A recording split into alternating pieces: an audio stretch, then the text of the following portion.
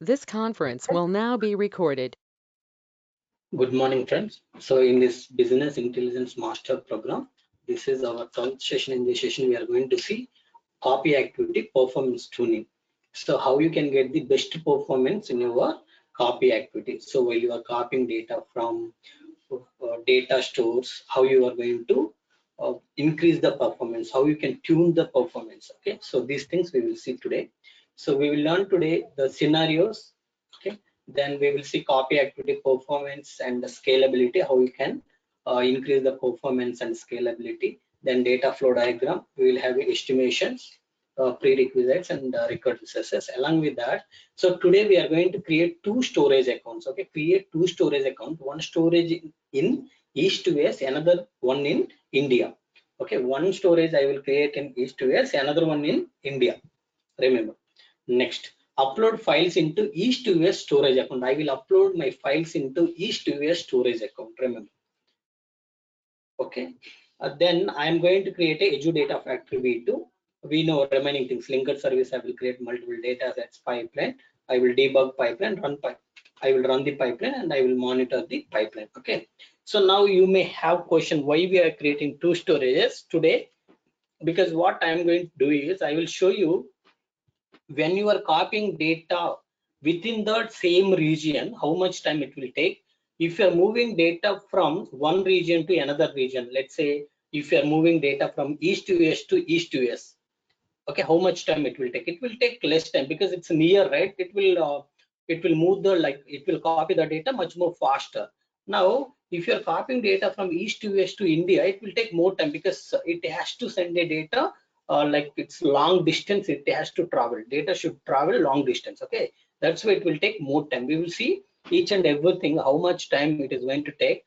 Okay, in with each scenario I already taken some statistics. Okay, I will show you those things and I will show you one or two scenarios, because if I try to show you everything it will take 2 hours. Okay, for me it took more than 2 hours to get the all those statistics. Okay, fine. Now copy performance. Okay, remember, as a Azure developer you want to perform a large scale data migration from data lake or enterprise data warehouse. It's nothing but a, maybe you can say, on-premise data warehouse. Okay, maybe you want to migrate data from data lake which you have in your on-premise or whatever data you have in your data warehouse into the Azure. See, data migration from data lake or enterprise data warehouse to Azure. I want to migrate data from on-premise to cloud. It's a huge data I'm trying to migrate. Other times you want to ingest a large amount of data from different sources into Azure. Maybe sometimes you need to ingest data from your AWS cloud to the Azure. Okay, for big data analytics, to apply the data analytics you need to ingest data from AWS to the Azure, or you need to get the data from on-premise to the cloud. It's a large scale data sets, right? So in this case, how you are going to ingest the data, or how you are going to migrate data in a optimized way with a very good performance. Okay, what you need to take in care to get the better performance. Okay, so those things we will see. In each scenario it is critical to achieve optimal performance and scalability. So you have a multiple scenario. One is maybe you are migrating data from on-premise to cloud. Second one is you are migrating data from cloud to cloud, but it is not in a AWS Azure to Azure. It may be from AWS to Azure. AWS is also another cloud provider. Okay, so two scenarios I covered now. One is you are migrating data from on-premise to cloud. Second one is you are copying data from AWS to Azure. Not only this, so when you are saying on-premise, what is your on-premise source? Maybe data warehouse, data lake, on-premise SQL server, okay, file system, it can be anything. So depends on the source, you need to tune the performance. Again, depends on the source, from which source you are getting the data. Based on that you need to tune the performance.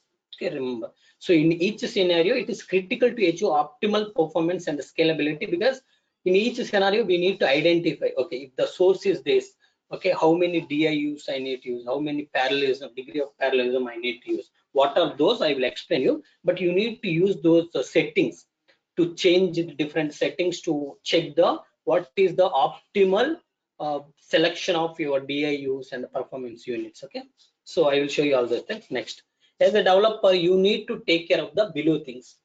Okay, to get the better performance, you need to take care of the below things. One is you need to handle large amount of data, that you need to keep it in your mind. Next one is when you are migrating large amount of data, you need to get the better performance. Okay, it should be a high performant, meaning you should get the highest performance. Third one is, so I just want to get highest performance, as many DIUs I want I can use. If you use too many servers, okay, too many DIUs, what happens is it is going to increase the cost. Okay, example very simple. You have a project who can deliver to that project can be delivered by 2 developers. Okay, simply if you hire 100 people, what happens? Project will deliver for sure, but the problem is you are increasing the cost. You are increasing the cost. Instead of hiring 2 people and deliver the work, simply you are hiring 100 people. What happens? You are going to increase the cost. That's why you need to think whether is it possible to finish it with one person. If I am going to finish this project with one person, how much time it is going to take? If I am going to finish this project with 2 people, how much time it is going to take? You need to optimize how many resources you need to deliver a project. In the same way, how many resources you need to copy data from one source to another source. Okay, one source to another sink, you can say. Clear, friends? So these are the things you need to take in care.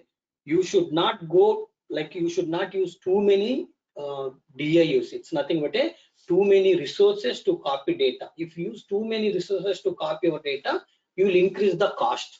That's why you need to tune between these two. You need to go with a minimal cost, then you need to get a maximum performance. So for that, we have a different settings that we need to do. So those things we will see. Okay.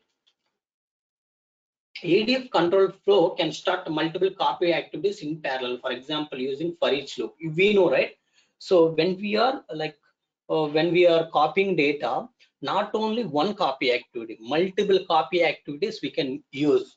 If you remember, we have used for each loop. In for each loop, we have two things, right? Sequential and batch count. What is sequential? Sequential means one by one. Batch means you are going to execute multiple copy activities. Up to 50 copy activities you can execute parallelly. Okay, so in this case, how you are going to increase the performance? Okay, see, if you are going with a single copy activity, one by one you are going to execute. In that case, how you are going to do? You see, a single copy activity can take advantage of scalable compute resources. Compute resources, it's nothing but a integration runtime. When using Azure integration runtime, you can specify up to 256 data integration units. Okay, how many DIUs you can specify? When you are using Azure integration runtime, you can specify up to 256 data integration units. These are the DIUs. These are called DIUs. I was talking about this, right? So these are called a DIUs. Based on these DIUs, you are going to get the performance. What is DIU? I will explain you. It's nothing but a CPU, memory. So all these resources capacity. Okay. So if you are increasing the DIUs count, so you are increasing the memory, you are increasing the number of cores, all those things in your server. Okay, so you can specify up to 256 data integration unit. You see here, maximum that we can get is 256 integration unit. Okay, for each copy activity in a serverless manner. It's a not a server, so we are not setting up any server here. Everything will be taken care by Microsoft Azure. Everything will be taken care by Microsoft Azure. What you are doing is you are just mentioning, I want 2 DIUs. Based on your number of DIUs, okay, in backend, memory, CPU, and other resources will be increased. If you are taking 4, let's imagine when you said T2 DIUs, maybe memory is 100 MB and 2 cores. When you increase 4 DIUs, maybe memory is 200 MB, cores is 4 cores. So meaning based on DIUs, your server's capacity will increase. Based on DIUs, you will get the you will get the better performance in your copy activity, because if you have more people, you can deliver the project quickly. In the same way, if you have more DIUs, you can copy the data quickly. What is DIU? I will explain you in detail, but just remember DIU is nothing but a It's a resource capability, resource capacity. Okay, resource capacity, remember.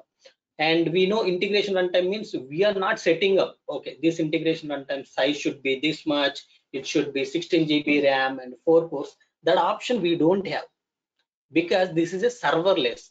So if you want to get the maximum performance, if you want to use the maximum resources, you just increase the 256, up to 256 DIUs you can increase.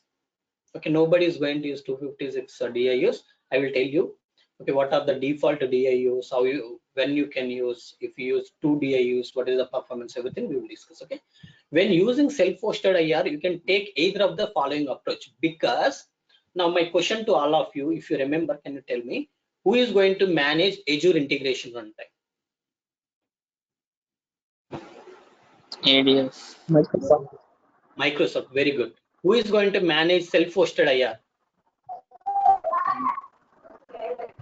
People.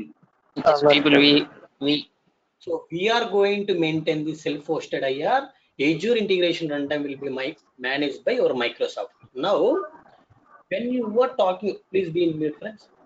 Vinod. Okay. See now, when you are going with the Azure Integration Runtime, we have DIUs because it's a serverless. You are not selecting your hardware. You don't know. Okay, what is back end hardware? All those things you are not setting up. Everything will be set up by your Microsoft. If you want to increase the memory and CPUs, other things, other resources, you just increase the DIUs. If you increase the DIUs, back end capacity will be increased automatically. It's a serverless. You don't know, even if you increase 2 DIUs, how much memory they are going to increase. If you make it as a 5 DIUs, how much they are going to increase. Those details we will not have. Those details information we will not have. Okay, but if you increase these DIUs, you will see a better performance, because in back end, based on DIUs, your resource capacity will increase. Next, when using self-hosted IR, that is managed by we. So we know what is the mission capacity, whether we are using a 16 GB 4 cores mission, or we are using a 8 GB RAM and 4 cores mission. Okay, so we know what kind of mission, what kind of server we are using. Suppose if I install self-hosted integration runtime in my laptop is just 8 GB and some 2 cores. Okay, so now this is the capacity of my self-hosted integration runtime. So within this capacity I should use.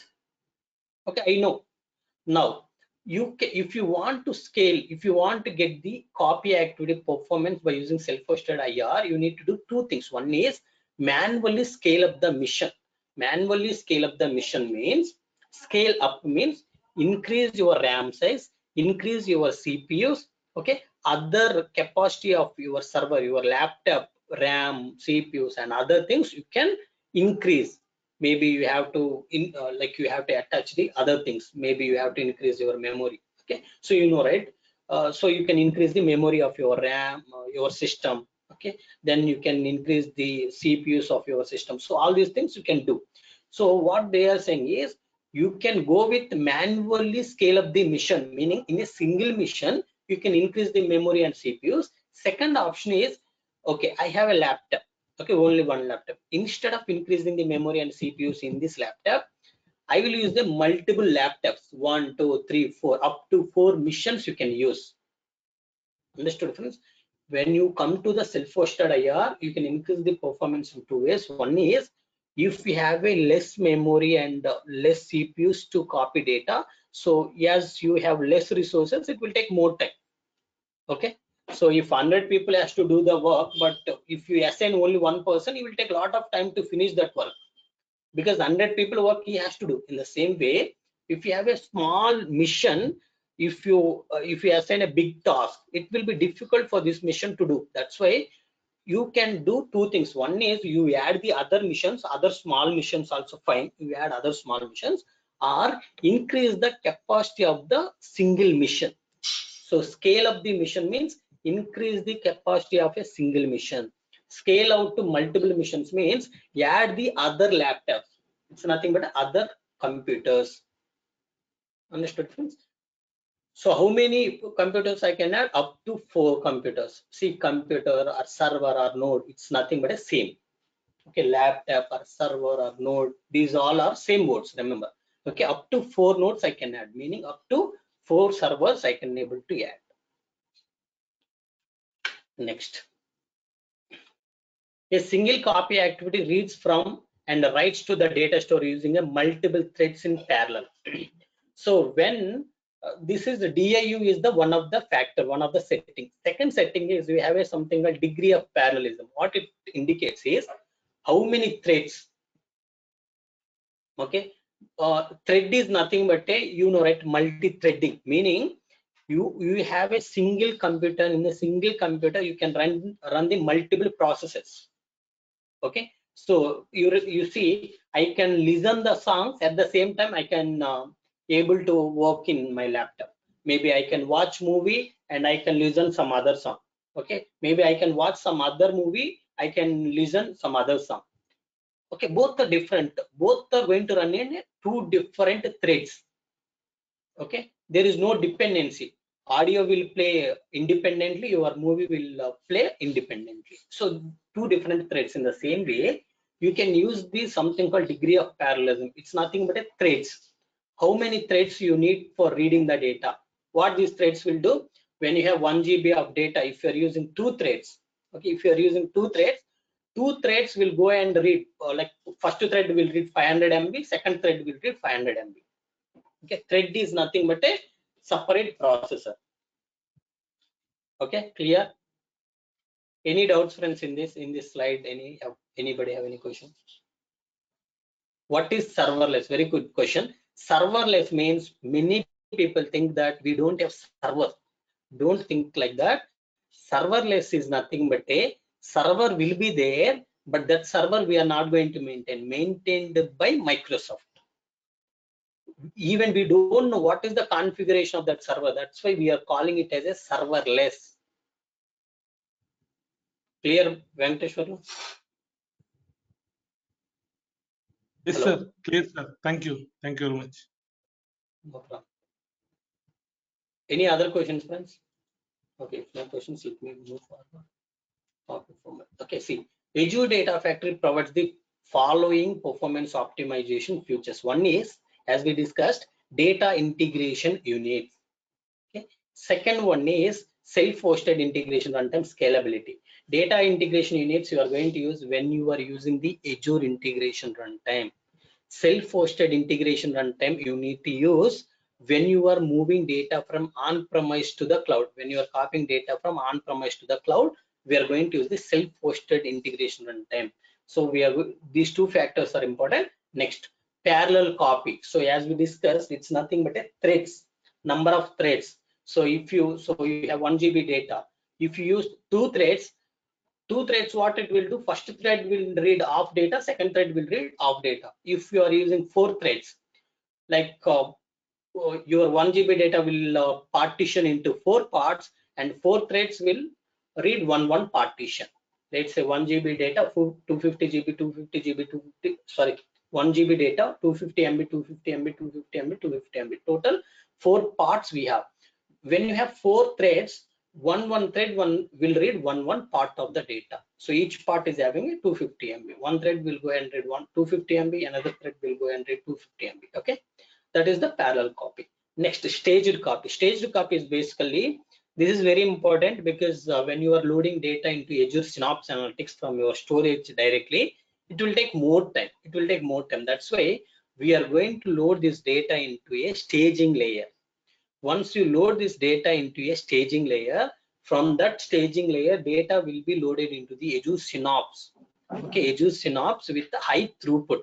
That is nothing but by using a polybase technique, it is going to load data into the data warehouse very efficiently with high throughput.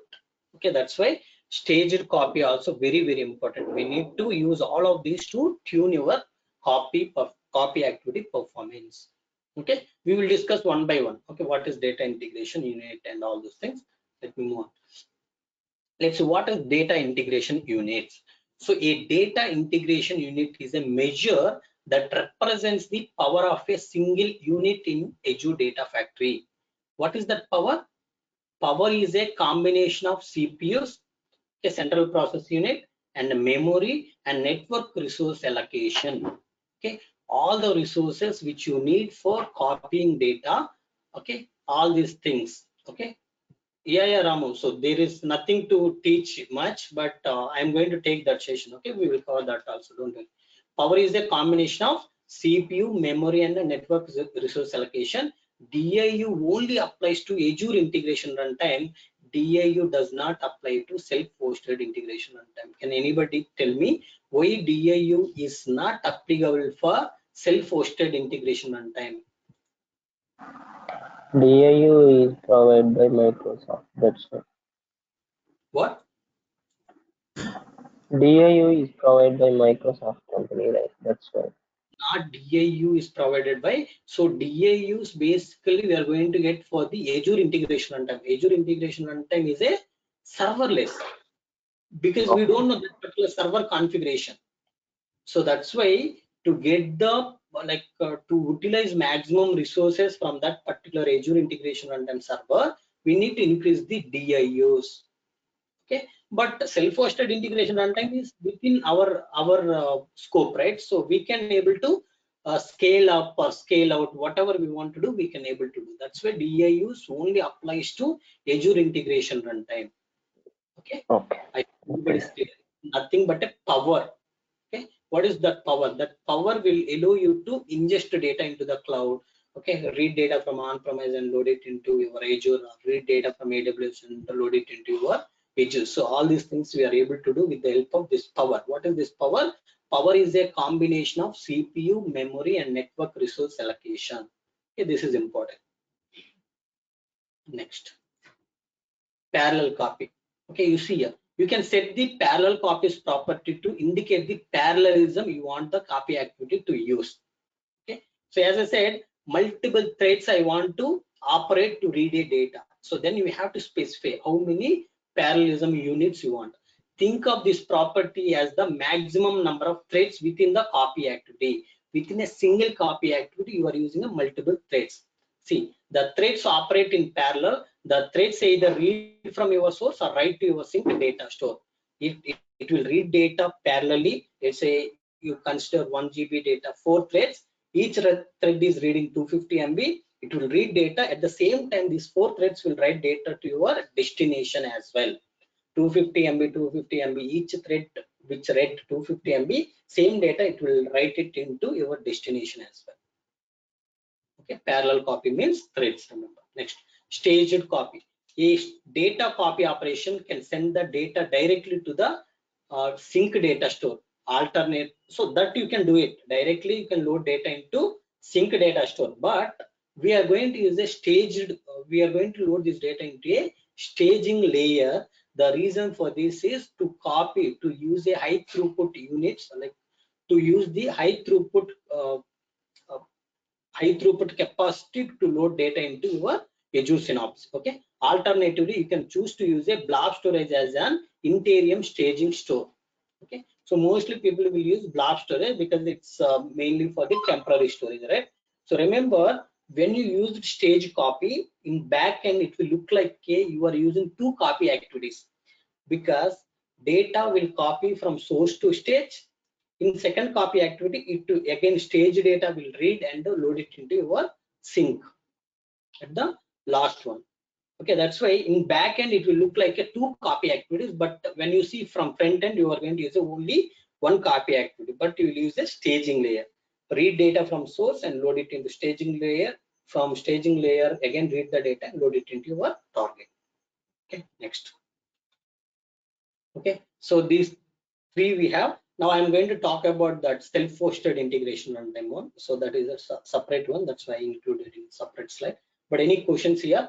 Data integration unit is nothing but a power which helps you to ingest data into your Azure. And power is a combination of CPU, memory, and a network resource allocation. Parallel copy is nothing but a threads. If you want to read data parallelly, you need to use the threads. Staged copy means you are going to load data into a staging layer, then you are going to load it into your sync, that is nothing but, let's say, Azure Synapse Analytics and all those things by using a poly-based technology. So you just have to select the number of degree of parallelism units you need to increase. See, you are not going to do anything. You just have to select how many DIUs you need, how many parallel degree of parallelism units you want, how many threads you want. Okay. Sir, sir, one small question, sir. During the parallel processing, is there any chance to override the data? Override the data, that is up to you. So we have seen yesterday copy behaviors. Right? Sorry, sir. So my question: is there any chance to override the data because of we are parallelly doing the copy activity? Right? Is there any chance? By mistake, I'm saying. I'm not saying wantedly overriding. By mistake, is there any chance to override the data? Override the data means what? What is by mistake? No, you mean you have a source set, two records, two threads are writing reading data parallelly and writing data parallelly. So will these two will override? You mean that is your Yes, question? yes, That is not correct. going to happen. That will not happen. Okay, that override will not happen. Okay, sir. Thank you. Okay. Self-hosted integration and then scalability. So we talked about here all these things because these basically mostly involved with Azure integration runtime DIUs. But here self-hosted integration runtime scalability. How you do? If you would like to achieve higher throughput, you can either scale up or scale out the self-hosted IR, as we discussed. Scale up means single server capacity you need to increase. Scale out means you add the other servers. You just add the other servers. That's all. Okay, now if the CPU and available memory on the self-hosted IR node are not fully utilized, but the execution of concurrent jobs is reaching the limit, you should scale up by increasing the number of concurrent jobs that can run on a node. So here what they are saying is, let's say the maximum concurrent jobs which you are going to run maybe 32, okay, something like that. Now when you have that limit, what happens? The existing CPU, the existing memory is too much. These 32 concurrent jobs are not utilizing your complete memory and CPUs. In that case, you need to tell each concurrent job, each concurrent job, please utilize like this much memory. You can tell, okay, how much memory each job can utilize, how many CPUs each job can utilize. That particular configuration you can set so that your CPUs and memory will be utilized optimized way. Okay, meaning completely your memory and CPU will be utilized. Okay, nothing is going to be idle, meaning none of the resources are going to be non-utilized. Everything will be utilized properly. Okay, so there is other case where you are not reaching the number of concurrent jobs, but your CPU and your memory is already utilized completely. In that case, what you need to do? See, if on the other hand the CPU is high on the self-hosted IR node are available, memory is low. CPU is high but memory is low. You can add a new node to help scale out the load across the multiple nodes. What they are saying is, so you can add the other missions, other servers you can add to the existing server to increase the, like, to get the more memory, because we have already CPU. So you just add the other nodes with a memory. So you will have in each server you will have a memory and CPU. So if you add the other servers, you will get the memory. So even if you have if you are using single node, memory will be less because you will have an issue, right? So when you have a memory is less, you will get memory out of errors. Okay, to avoid those things, you just add the other nodes to the existing node. How you can install the self-hosted integration runtime on multiple nodes, that we will discuss. Okay. Clear, friends? Any questions here? Sir, what is meant by node here? Same thing. Node is nothing but a server. Self-hosted IR node is nothing but a, in which server you have installed that particular IR. That is called a self-hosted IR node. Okay. Clear, Murli? Yes. Fine. So copy activity performance. See, I have taken some of the stats. Now you see when I am moving data from east to west to east to west, I have tried. So when I try to copy 3 GB of data by using 4 DIUs, 2 degree of parallelism, meaning 2 threads, 4 DIUs, it just took 13 seconds. I have used maximum DIUs and degree of parallelism I have used 2. Okay. Now you see here the degree of like DIUs I have reduced. DIUs I have reduced. The degree of parallelism I have kept as is. It took 28 seconds. Okay. Now DIUs I kept as is. I decreased the degree of parallelism. It increased. Thus again the time taken is increased to 40 seconds. Now DIUs I have increased again to 4. Okay. But degree of parallelism I'm using just 1. So now you see how much time it is taking. It is taking 2 minutes 40 seconds because the degree of parallelism is too low. Okay, right. Now you see 16 GB, 4 DIUs I am using, 4 degree of parallelism I am taking. So this much time it is taking 3.45 seconds. Now you may have a doubt. So why this statistics came like this? So here you are using 4 DIUs, 1 degree of parallelism, 4 DIUs, 4 degree of parallelism, right? So sometimes due to internal issue, you will see these kind of variations, but you will not see same things always. When you use more DIUs, more degree of parallelism, surely the time will reduce. Okay, if you see here degree of DIUs and degree of parallelism, here it is decreased, but when you increase the degree of parallelism, it is basically increased. Later I decreased and tried again, it is decreased a little bit compared to the previous one. Okay, meaning this is the optimized way. Okay friends, so these are the things you need to know when you are moving data from east to west to east to west. If the time is taking more time when you are using DIUs and degree of parallelism, you try to execute 1 or 2 times. Okay, you will see the variance. Sometimes due to internal issues, you will see these kind of values. Example, when you use DIUs 4 and degree of parallelism 1, you are seeing 2.40 seconds, very less time.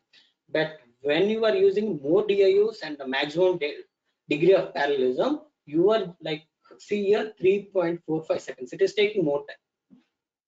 Okay, but this is not going to be same always. Okay, but if you run again and again, you will see that variance, meaning when you use more degree of parallelism, the time will reduce. Okay, next, I tried to load data from east to west to India. Okay, now you see I used 16 GB. Okay, the DIUs I have used is 2 and degree of parallelism I have used 1. So now you see the time which it has taken is very high, 11.35 seconds. Now you see the correct values I got when I moved data from east to west to India. When I increased the DIUs, I kept the degree of parallelism same. See now time has reduced 8.3. Next, when I have taken 16 GB same data size, DIUs is 4, degree of parallelism is 2. Now I increase the parallelism, the time which it takes to copy data is reduced again. Okay, only here the problem came because due to some internal issue, it will not be always same. But you see, when I'm moving data from east to west to India, the size is reduced. Okay, the like time taken is reduced based on the your DIUs and the degree of parallelism. Okay, so we are going to see all those things practically, don't worry. Now you see copy scenarios between file store. When I am copying data between data like storage to the blob or AWS S3 to the blob or file system on-premise file system to the blob, so the default DIUs is going to be 4 actually. Okay, the default DIUs is going to be 4, but here they mentioned 2 to 4, right? But I have seen always it is going to take a 4. They said it is going to take a default value from 2 to 4. It is not true. It is by default it is taking 4. Okay, next, Okay, so it is basically they're saying single file it is 2 to 4, and for multiple files 2 to 256. So remember the default DIUs is going to be 4 always. Okay, not always, based on the source. Now when you are copying single file, when you are copying a single file, the default DIUs is going to vary from 2 to 4. When you are copying multiple files, the DIUs will vary from 2 to 256. Okay, we have a configuration called auto means automatically it is going to identify what is the optimized number of DIUs. So based on your source data store and sync data store, from which location to which location you are copying, based on all these configurations, it is going to decide what is the number of DIUs, what is the like optimized number of DIUs it is going to select. But if you want, you know that by default, as I said, it is going to give you 4. But I'm trying to copy very small data all the time. Maybe my data is very small. I don't want to use 4 DIUs. Then you can set up to 2. You can configure it to 2. Okay, you see, copy from to single file. If you're copying a single file, 2 to 4 will be used. When you're copying multiple files, it will use 2 to 256. It depends on the number and size of the files. It depends on the number of files and size of each file. It is going to utilize from 2 to 256. For example, if you copy data from a folder with 4 large files and choose to preserved hierarchy, we know already what is preserved hierarchy, right? So it is going to keep exactly same structure in the target. Whatever structure we have in source, same structure it will keep it in your target. The max effective DIU is 16. Okay, when you have a 4 large files, it is going to take 16 DIUs. Okay, when you choose to merge file, the max effective DIU is 4, because when you are merging, all these 4 files will merge and you will get a single file. That's why it is going to use a 4. But if you are trying to move all these 4 files, large files, so for each file 4, 4, 4, 4. So 4 into 4, total 16 DIUs it is going to use. Next, from file store to non-file store. Example, I am copying data from blob storage to the SQL database. It's not a file store, it is going to be a RDBMS system. So again, if you are copying from single file 2 to 4, if you are copying data from multiple files 2 to 256, same. Okay, for example, if you copy data from a folder with 4 large files and the max effective DIUs is 16.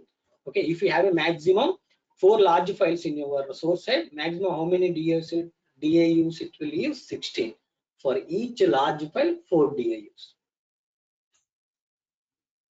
Okay, next. So from non-file store to file store. Non-file store to file store means what? So from SQL database, some RDBMS system to the maybe you can say your blob storage, or from REST API to your blob storage. Okay, from HTTP request to your blob storage. In all these cases, so what happens? Same thing here. It is going to use 2 to 256 when writing to a folder, and 2 to 4 when writing to one single file. We know writing to a folder means when we use wildcard the star.json or star, if we use, what we are trying to do, we are trying to take entire data from folder and trying to copy. Star.json means we are taking a subset of the data from folder and trying to write it into your destination. In that case, it is going to take a 2 to 256 DIUs. If you're trying to select single file, then it will use 2 to 4 DIUs. Okay, here they have given, so when you copy from REST API or HTTP to your blob storage or some file stores, it will use 1 DIU. Copy from image on Redshift using unload, so 2. Other scenarios 4. See, image on Redshift is what? It's nothing but a SQL data warehouse kind of thing. It's a, you will have it's RDBMS system basically, where you will have a table. So from that RDBMS system, you are loading data into files. Non-file store to file store. In that case, it is going to use 2 DIUs. When you are copying data from REST or HTTP to your file store blob storage, 1 DIU it will use. Other scenarios, it is going to use 4. Okay, so likewise here we have some examples. You can see those things. Okay, What difference? These are the some default values. Okay, fine. Calculate the copy duration. You see here, if you have a 50 Mbps speed, if you are trying to copy 1 GB of data, this much time it will take. If you have a 100 Mbps speed, and if you are trying to copy a 1 GB of data, you are going to get this, like within this much time, you are going to finish the copy actually. So we have these statistics. Okay, for 500 Mbps, if you are using, and if you are trying to copy 1 GB data, then it will just take 0.3 minutes. Okay, it's nothing but a 30 seconds. Sorry, it's not a 30 seconds. 0.3 means you need to calculate 18 seconds. It is going to take. It is going to take 18 seconds. It's minutes. Okay, so all these calculations you can able to do. But now the question is, how you will get Mbps, 50 Mbps, 100 Mbps, 500 Mbps is based on your DIUs. DIUs capacity. You are going to get this speed. I will show you all this. Okay. Who will increase the DIUs and degree of parallelism sizes? We need to do. That's why we are learning. Okay, what to select? We need to do all those things. Nobody will do.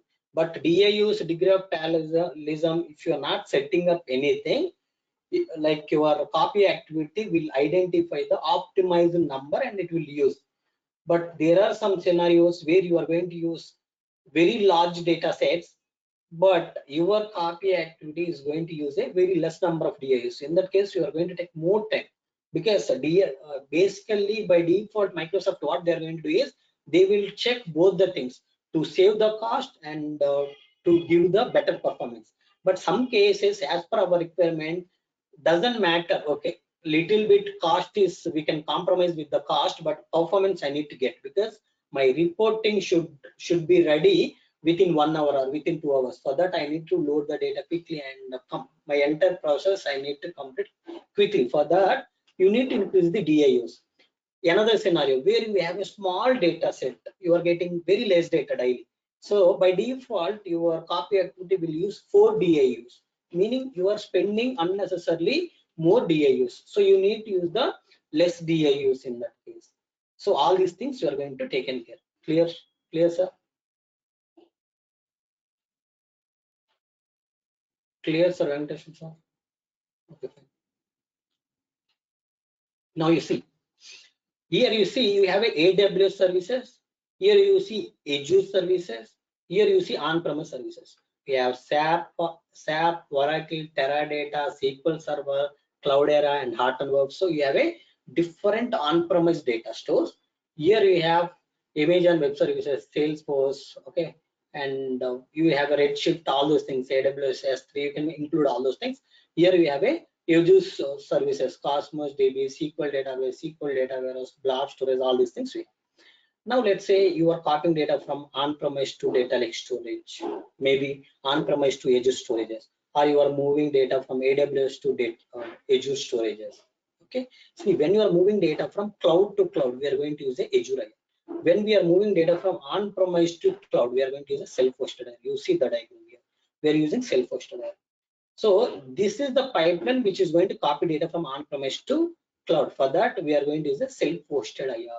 How you can scale up your self-hosted IR? So you can use a single mission. In a single mission, you can able to scale up the your self-hosted integration runtime, or you can add the more nodes. Maximum you can add the 4 nodes. See, now 4 nodes added, 4 VMs added. Okay, so we can able to install self-hosted IR in a 4 nodes. Now Azure IR, so up to 256 DIUs you can take. How many VMs they will add in backend, what is the capacity of each VM, doesn't matter to us. Okay, even they have not given anything in the documentation. Nobody knows how much memory will be given for selecting 2 DIUs. If you select 4 DIUs, how much memory and the CPUs they will give. So those details nowhere available. Okay, clear. See, now you have a data factory pipeline. This is pipeline which will move data from on-premise to cloud. This is the pipeline which will move data from AWS to the cloud. Now you see self-hosted IR will be used by this pipeline because it is copying data from on-premise to cloud. This is the on-premise to sources. I'm moving data into cloud. Now you see customer managed infra with scaling options. So customer managed meaning we are going to manage this infrastructure, self-hosted IR. It's a powerfulness and concurrency. So meaning you can just you have a multiple options. One is you can scale up the your mission, or you can scale out, meaning you can add the other missions, other nodes or other servers to the this particular self-hosted IR. Meaning self-hosted IR you can install on the other missions. Now Azure IR means, see, elastic managed infra to handle the data at scale, configurable DIUs per run. So per each run, how many DIUs you want, so you can able to configure those things. Okay, next, flexible. See, this is the pipeline which is copying data from cloud to cloud. So flexible control flow and scheduling to scale out, meaning you can use something called control flow. What are those examples? You can use for loop. In for loop or if conditions, you can use based on those things. In for loop, what you can do, you can say batch count is 50, meaning 50 copy activities you can execute at a time in this pipeline. So when you are using 50 copy activities, automatically these DIUs, if you select auto, automatically DIUs will be given, okay, in an optimized way. It will consider both resources and the cost. But when we are compromised with cost, we can increase the more DIUs. Okay, this is Azure IR, which will allow you to move data from cloud to cloud. This is a self-hosted IR, which will move data from on-premise to cloud. Here you can do two things: scale up and scale out. Here you can increase the DIUs. Clear? Any doubts, friends? Malaya, So whatever. in the cluster environment, how this self-hosted IR and Azure IR will work? How to scale up during the cluster environment? Let's see if I have Yeah, two those machines. things we are going to, because those things we did not discuss, right? Self-hosted IR we have not completed it. So we need to install. See, self-hosted IR we can install on a this particular mission. This mission size we can increase further. Okay, or we can add the other missions to the this mission. So what it means is you can set up a 4-node cluster. It's kind of a 4-node cluster you can set up. These 4 nodes will work to copy, or these 4 nodes will help you to ingest data into your cloud. Okay, those things I will show you how you can install on 4 nodes. Okay, how these 4 nodes will work as a cluster, all those things I will show you. Any specific question, Murli? Who is asking? No, fine. I'm fine. Okay. Now let's move on. Okay. So you know, right, all these things. I want to move data from blob to blob. Okay. So input container, I have a custody.csv. This file I want to move it into the output container. We will create a linked service. Then we will create a data set which refers to your input container. Then I will pick the files and I want to copy this data. Where you want to copy this data? I want to copy into output container. For that, I need to create a linked service. This linked service which will refer to the output container. I will put this particular file in a output container. These all things will be done by your Azure Integration Runtime and managed by Azure Data Factory. These things you know. Now today, not only this is one factor. You are going to move data from blob storage to blob storage. Within the same blob, I will move data from input to output container. But second scenario is we are going to see, I want to move data from input, like maybe you can consider one storage, maybe in this blob storage input container to another blob storage which is there in a India location. Into that blob storage, I want to move the data. So let's consider two storage, blob storage. One is in East US, another one in India. So I will copy data from East US data center storage to the India data center storage. Okay. So what is the difference? How much time it is going to take? All those things we will analyze. The estimations, we know one linked service we need. 2 data sets I will create. Okay, one copy activity I will use to copy data from blob to blob. How many pipelines? One pipeline. What type of fire we are going to use? Azure Integration Runtime. Prerequisites, we know what is Azure Storage Account. We should know Data Factory, Integration Runtime. linked service, dataset, activities, and pipeline. Okay, required resources are storage account and ADF filter. Okay, that's all. Let's do all those things. Before we do all these things, so performance means you cannot test it with 1 MB file, 2 MB file, or something like that. So it required a little bit big size files, right? Maybe you need to test it with 1 GB file or 3 GB files or 5 GB files, right? So for that, what I wanted to do is, so if I try to do all those things from my mission, it will take at least till evening. So to avoid those things, what I wanted to do, I want to create one virtual mission. Inside this virtual mission, I can able to download the big files very quickly. Okay, let's click on virtual mission. Don't worry, what is this virtual mission? If you want, I will explain you. This is just exactly same as our computer. This computer is available in a data center. That computer, I am able to access it from my physical computer. That is a virtual computer. This is a physical computer. Virtual means it is not visible. I cannot touch it, but it is there somewhere. Physical means I can able to touch it. I can able to see it. Okay. Let's say resource group I want to create. Click create new. This one I can say cloud Pandey BI.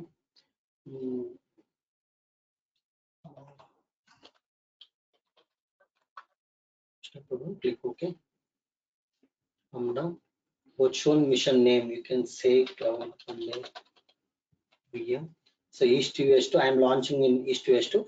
I want a Windows mission. I don't want a Linux mission. I want a Windows mission. So you select Windows server.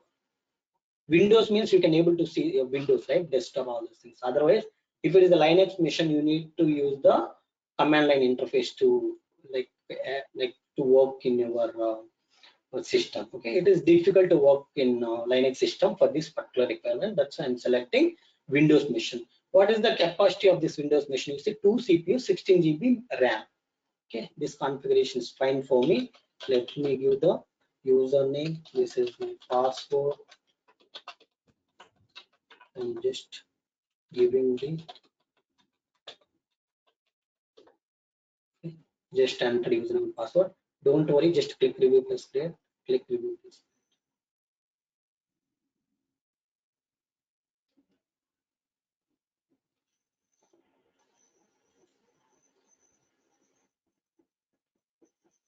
So validation path, you can create it. It will create. Now open one more tab here. I will open one more tab here. Come to your second tab.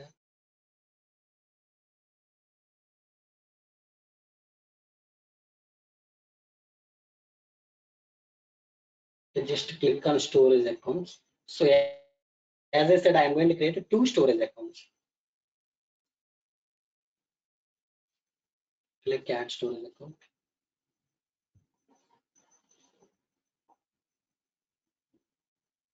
Don't confuse because we'll have some confusion here.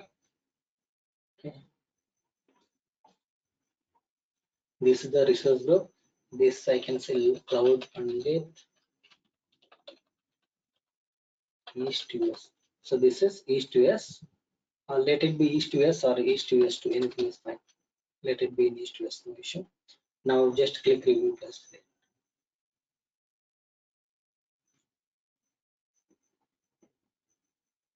Click create.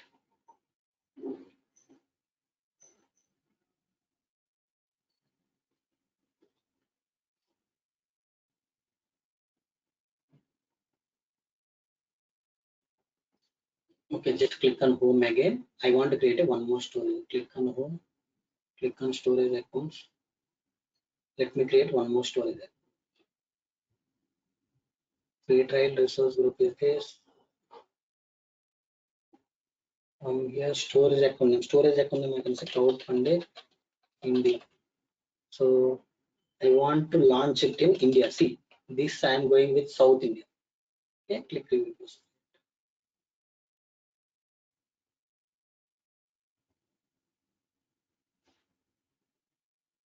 Create it. So you created 2 storages now. Come to here. Let's create data factory. I hope you understood, right, why I have created virtual machine. Because if I want to download 1 GB file, it will take some time. If I want to upload 1 GB time, it will take minimum 10 to 15 minutes from my system. So that's why I want to show all those things from the VM. If I'm showing all those things from VM, it will be much more faster. Okay, cloud conduit area of it. So you know all these things: subscription, resource group, region, and name and version. Okay, click into configuration. Here's the configure bit later. Click into first.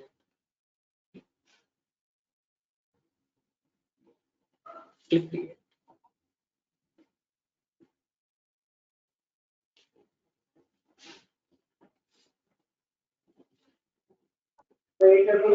Sir, I have one basic question. Come to Sir? tell me. Yeah. Make sure you are in a separate room. Okay.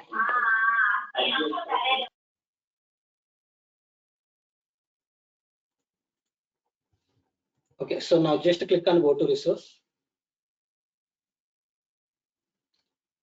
Now let's click connect. Okay, so do one thing, otherwise just come here and remove, just say remove this stuff. Okay, here I just take this public IP address, enter this to connect to VM. This is how you need to connect. Take public IP. Okay, give here, click connect. This is my username I'm entering. This is my password.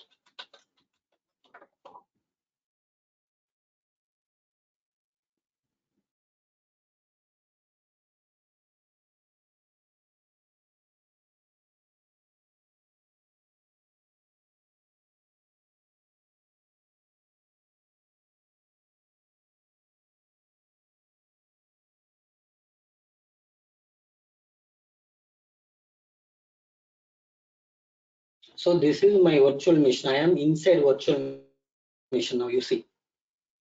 Okay, I am not in my local system. I am in a virtual machine. No, now. Okay, see now. Just wait for 30 seconds or 1 minute because your system will be up. It will run all the background processes. Let's wait for some time. So it is setting up server manager. So we need to do something in server manager as well, because by default it is going to have a lot of security issues. That's why it will, whenever you are accessing any website or something, it will ask you to add that website link in your settings. Okay, so what you need to do is you need to turn off your security file. Okay, come to local server. See, IE enhances security configuration. This security configuration I want to turn off. Just to turn off these things. Click OK.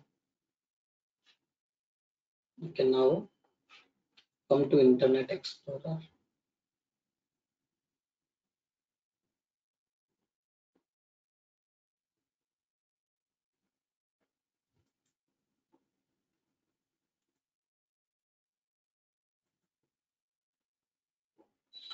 Here you can say, I want to install the Chrome because ADF will not open in your IE. Let's install the Chrome browser. Click on down. What is this? Microsoft Edge. So that is also okay, but let's go with Chrome only. It will be familiar with us. Chrome download. Just enter Chrome download. Okay. Just click on this first link itself. Google Chrome. Let's click download Chrome. Click accept and install. Run it.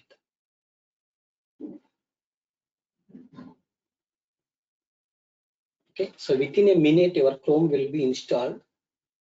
So once your Chrome is installed, you are going to open your portal, Azure portal, everything here. Okay.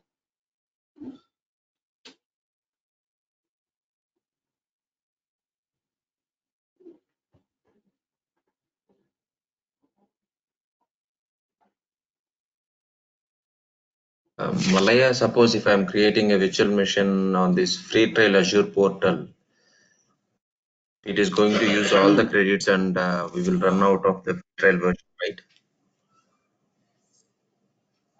Virtual machines you should not use because these are very costly per day. Like per hour you are going to pay.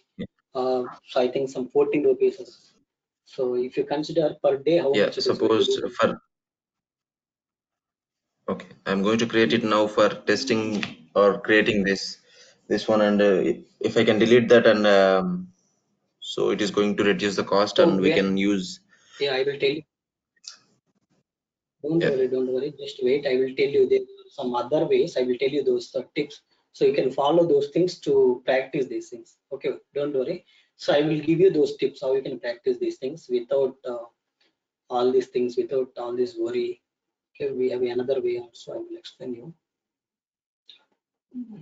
Basically, okay, our Chrome is ready now. Okay, I will explain those things at the end. Just wait.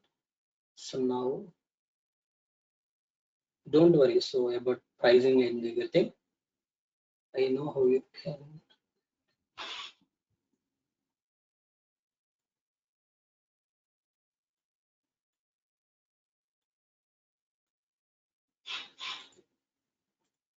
Okay, so now let's open a new tab here.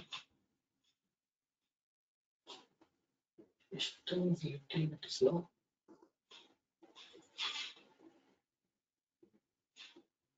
Now just click on here. Let's open our portal. Portal dot Azure.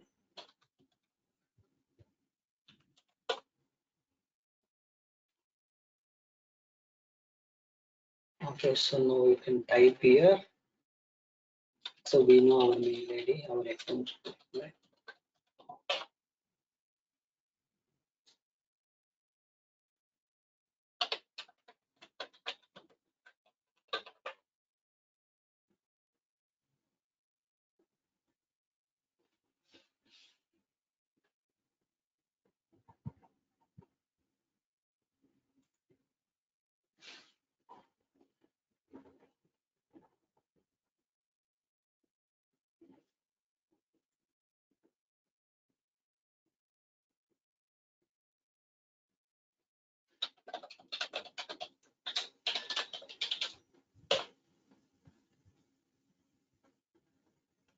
Okay, just I will bring that code.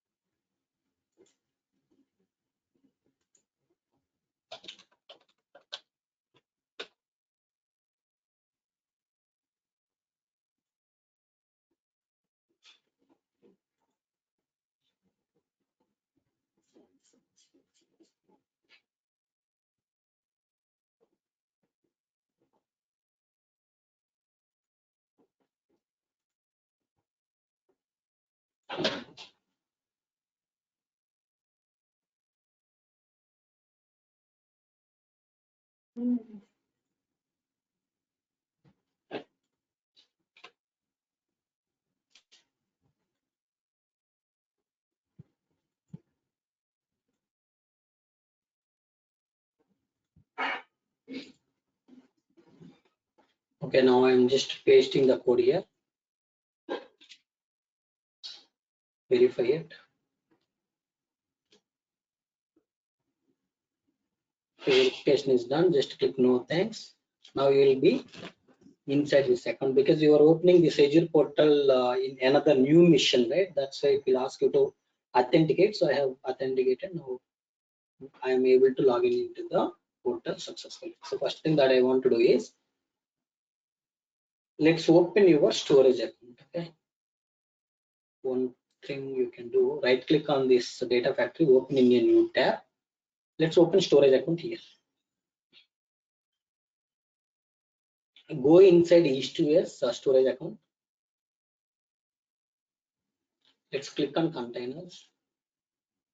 Let's click on container here. This is basically you can consider as a input container. Create it. You can create one more thing called output container. Okay, create it. These two things I am doing here. Come to data factories. Click on this data factory. Open this author. Like open your data.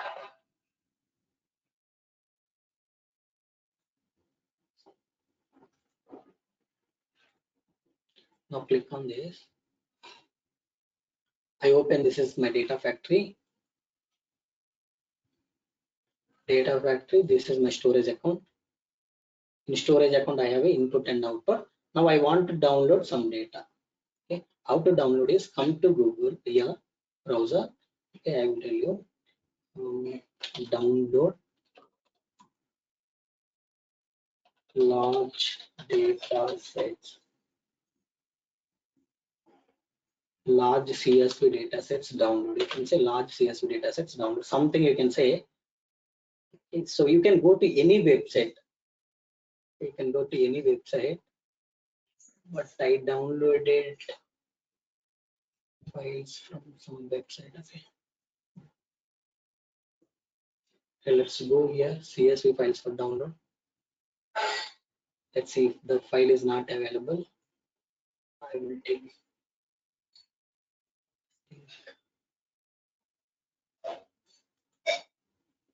Come back. I will tell you.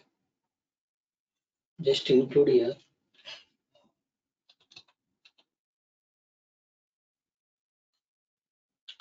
Just to put health is the keyword here. Here you see healthdata.gov. Okay, go inside here. Come down. Just go inside state and country policy.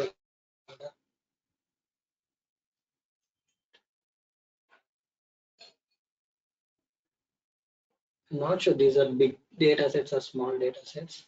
Just click download here. These are CSV, but these are small. Okay. Come back. I did not remember that website exactly.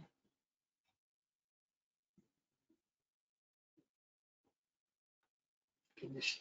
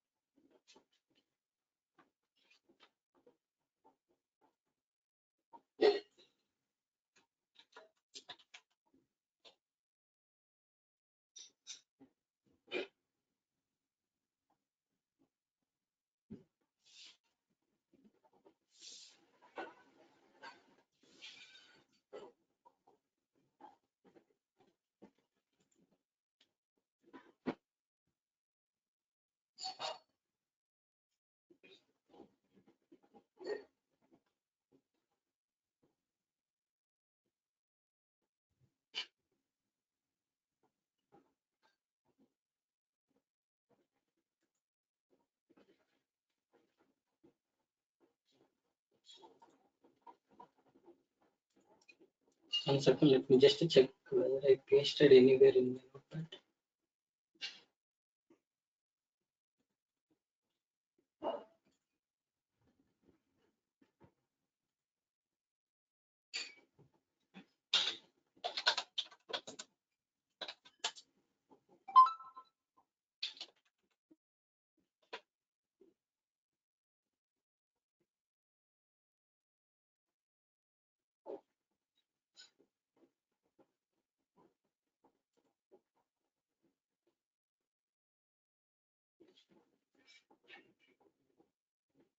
Okay, let's click on 1 GB. See, 1 GB file is downloading some bin.bin.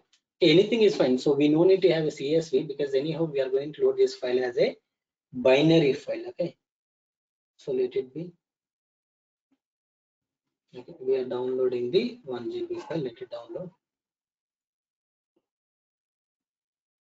But you can test it with anything. Okay, you don't need to use only this website, but you can use any website. Okay, this is the file I have downloaded.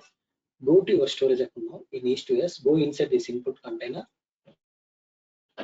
Let's upload.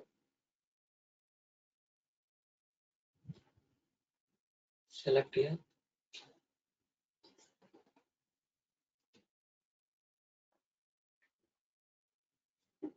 Click on downloads. See, this is the 1 GB .bin. Okay, select that, click upload. 340. So it is going to upload quickly if you are doing it everything from the VM. Okay. So because this VM is, who is going to provide the internet for this VM? Microsoft. You see here, this network is from the data center network. That's why it will be faster for downloading anything. Okay, come here. In real time, I'll be working on VM. In real time, we are not going to work on VM. Okay, so we will work in your laptop only.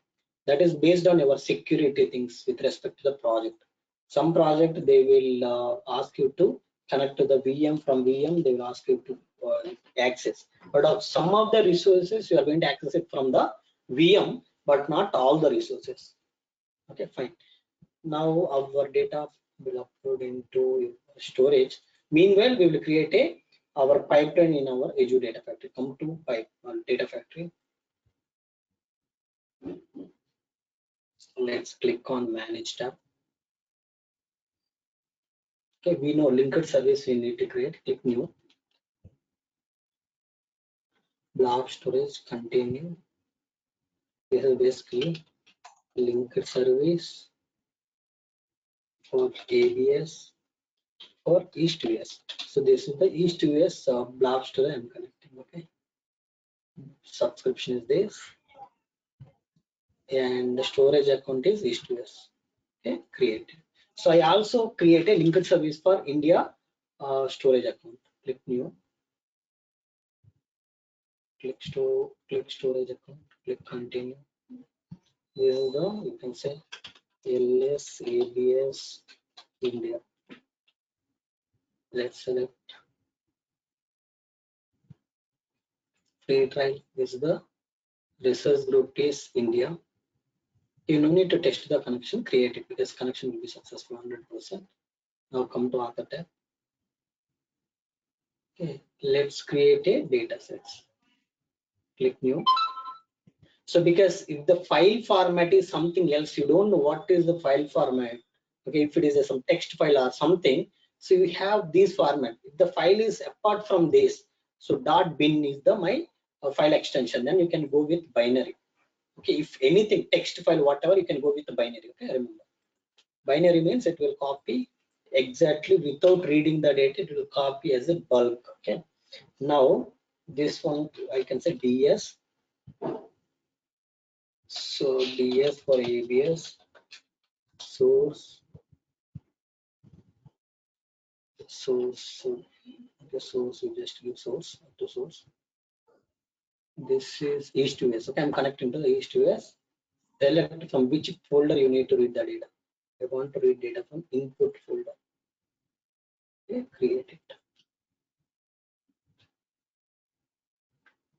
When your source is binary, your sync should be binary, remember. Okay, new data set. So for blob storage, continue. It's binary, continue. This is basically DS ABS sync. This is the existing connection. East US. Up, select output container, click OK. Click OK now. So you have created the two data sets now. Let's click on pipeline. Click pipeline. Drag your copy activity. Okay, if you want to rename this, you can say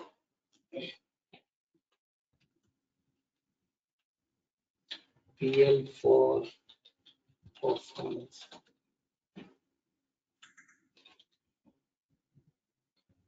Okay, PL for performance.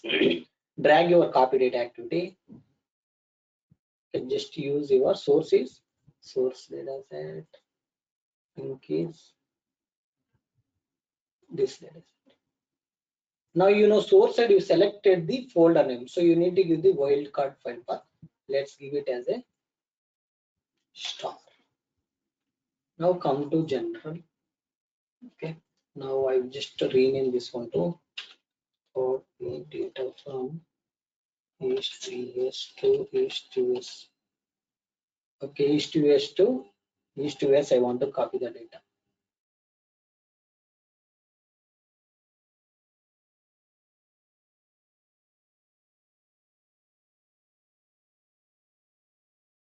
So I want to copy data from east US to east US. Okay, now let's click debug. If we click debug, what should happen?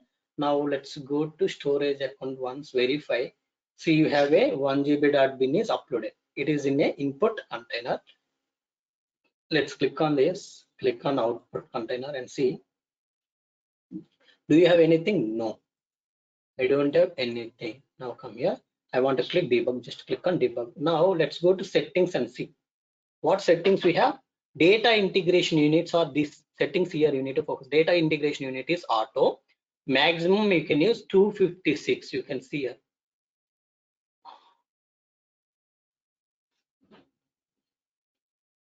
As we are in a free trial subscription, it is showing up to 32 we can use. See, up to 32 it is showing for us, but actually you can use a 256 if you have any other subscription. Next, degree of parallelism. You just uncheck it and you can see here maximum how many it is showing. So here also, I think it is showing. 1 second.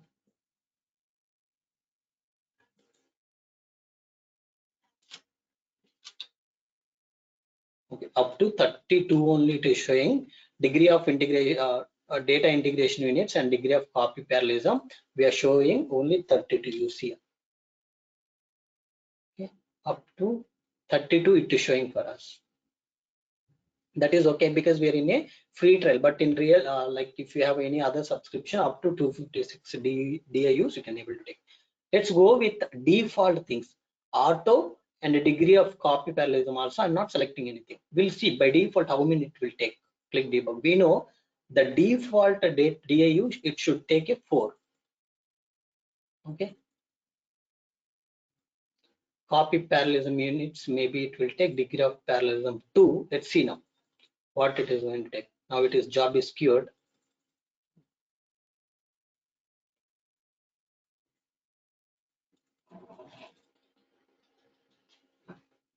Because it's serverless, right? So server it should get the resources to start your copy activity.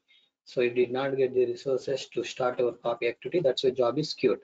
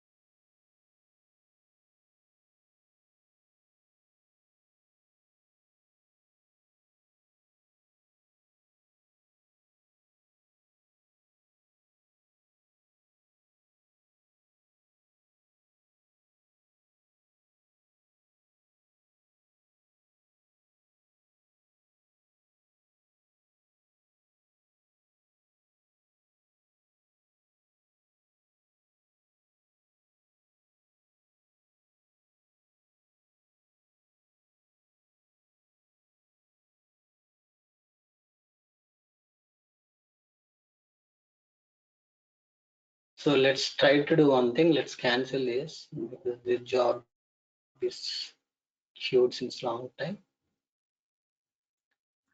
Okay, let's click debug once again. We'll see this time at least all we're going to get.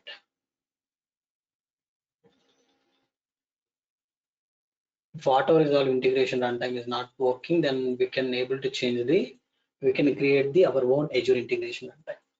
Maybe we can create this server in some other location so that we can able to get the resources. Okay, see, this job is taking long time. Okay, still job is queued. So in this case, what you need to do, how you can debug the things is, now come to manage tab here. Okay, go to integration runtime. Let's create your own integration runtime. See, this integration runtime, we know in which location it will be there. Anybody remember in which location it will be there?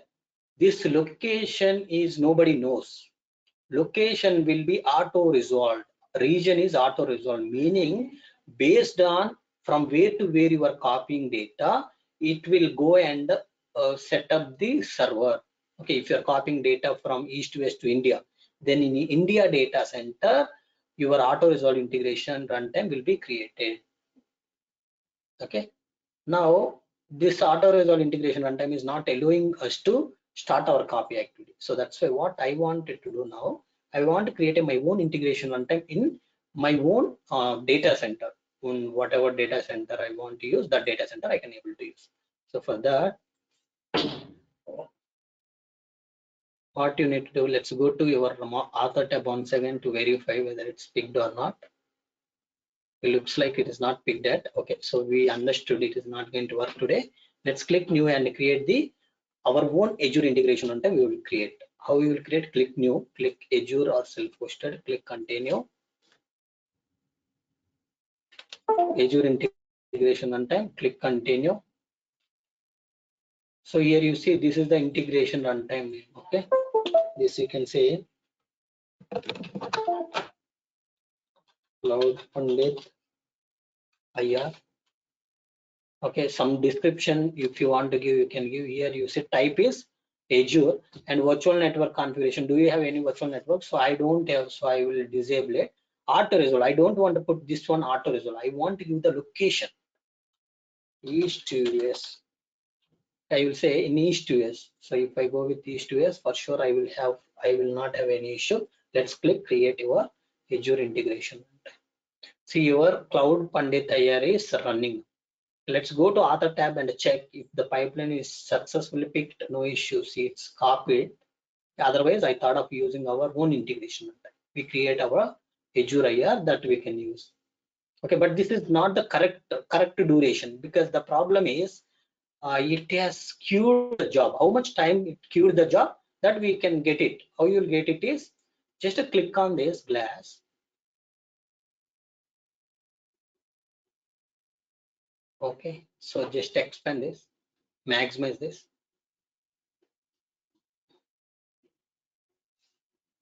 See here, come down, you will see queue. Okay, how much job is queued? 2 minutes 7 seconds job is queued. Okay, transfer, how much time it took to transfer the data? 12 seconds. Listing sources 0 seconds. Reading from source, for reading 1 GB data, it just took 10 seconds. Writing to sync, it just took 10 seconds. Next, used DIUs, data integration unit. It's nothing but a power. What is meant by power? The combination of memory, CPU and network resources. Okay, how many DIUs it has used? 4. How many parallel copies it has used? Only one. Only one it has used. Clear? But actual time it has taken to copy data is just 12 seconds. Just 2 minutes 7 seconds. Job is queued because it did not get the required resources. I want to run the job once again. Let's see how we can run it. Just click debug once again.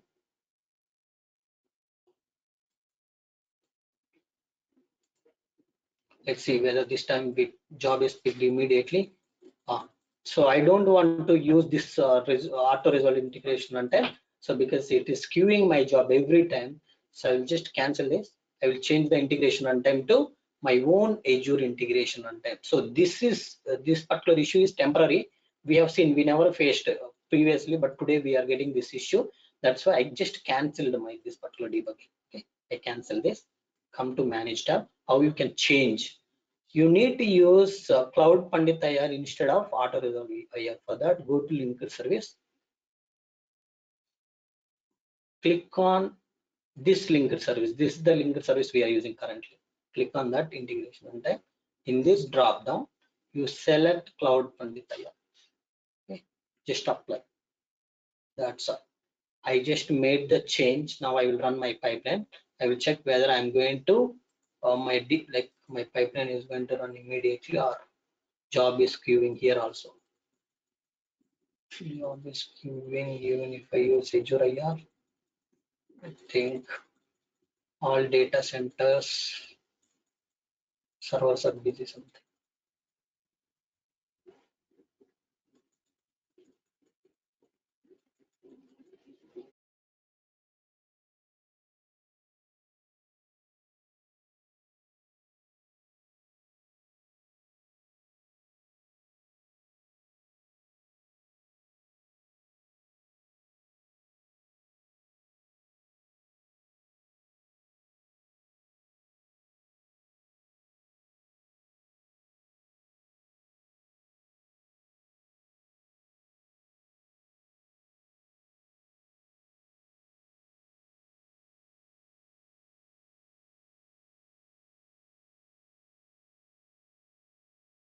This time we are using Cloud Pandit IR, but we are having same issue. I think in backend server issues. So they will have issues in their data centers. Okay. So due to that, our pipelines will impact. Okay. So it is running now. Okay. Let's see now. It just ran 1 minute 22 seconds. Just click on this. Again, now you can verify. So you can see total data it read is 1000 MB. Total data it has written is 1000 MB. Files read is 1 because we have only one file. Files written is only 1. Peak connection is 10, meaning at a time you'd have a 10 connections will establish to read the data. Okay, peak connection 16. For writing, it increases the connections 16, meaning for writing it has written data much more faster because we have a 16 connections to write the data. Throughput is how much data it has written per second. You can see approximately, yeah, on an average, it has written 12.5 MB per second. On an average, sometimes it may go up to 20 MB per second, 30 MB per second. Okay, if you increase the DIUs, see when you are using 4 DIUs, you can able to see even like 50 Mbps and 100 Mbps also you can able to see if you use 4 DIUs. Okay, I will show you all these things. Now again, come down. Copy duration, it just took 1 minute 20 seconds, but this is not the entire time which it has copied. It just queued. Job is queued most of the time, and job copied only within very few seconds. Those more details you can able to see. Next, when our copy activity started this time, how many DIUs it has used for, how many parallel copies, only one thread it has used. Duration is 1 minute 20 seconds. In this 1 minute 8 seconds, job is queued. 1 minute 8 second. Where is that? Just expand this. Come down. You see 1 minute 8 second job is queued, and transferred is 0.09 seconds. Just 9 seconds it took to read the data. 9 seconds it took to write the data. Okay. So data consistency verification, it's not verified because it's a binary. For other file formats, it is going to do the data consistency verification. It's nothing but it is going to check the size of the files. It is going to check the number of columns, number of records. Okay, all those things it is going to check. Okay, come here. Let's refresh and see here. We have a 1 GB data. Now, what happened is I ran 2 times. Why I'm able to see 1 GB dot bin only one file? Because you know, right? You are using preserved hierarchy copy behavior. If you are in this, data will be overridden all the time. So that's why what you need to do, In sync side, you need to change the copy behavior. So what we need to use, you remember flatten hierarchy, it will change the name of the file. Even though content is changed, content is same, file name it will change and load it into your destination. You need to go with flatten hierarchy. Yesterday we have seen those things. Okay, just click debug now. And when I am debugging, this time I will just change the my data integration runtime data integration unit to 2. Okay, so I will go with degree of copy parallelism is default.